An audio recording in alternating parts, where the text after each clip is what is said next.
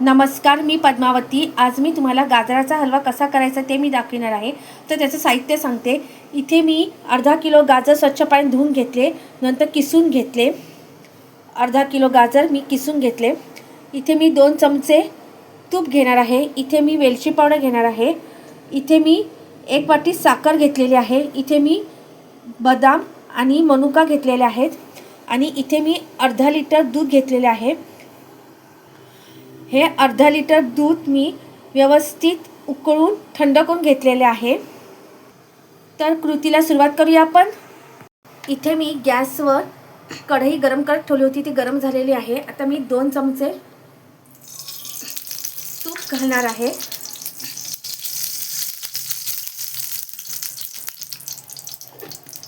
तूप गरम झालेलं आहे। आता मी इथे गाजराचा किस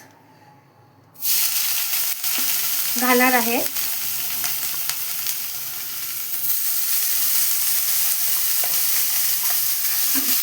आणि व्यवस्थित परतून घेणार आहे 2 मिनिटं। तर मी इथे छान 2 मिनिटं परतून घेतलेलं आहे गाजराचा किस। आता मी बरोबर अर्धा लिटर दूध घातलेलं आहे। आता मी व्यवस्थित मिश्रण एकजीव करून घेते आणि आता 15 मिनिटं थांबूया आपण। तर दूध छान आटलेलं आहे। आता मी साखर घालत आहे आणि बदामाचे तुकडे आणि मनुका घातलेले आहेत। आता मिश्रण एकजीव करून घेते आणि मिश्रण एकजीव करून घेतलेले आहे। आता थांबूया थोडा वेळ। तर दूध छान आटलेलं आहे।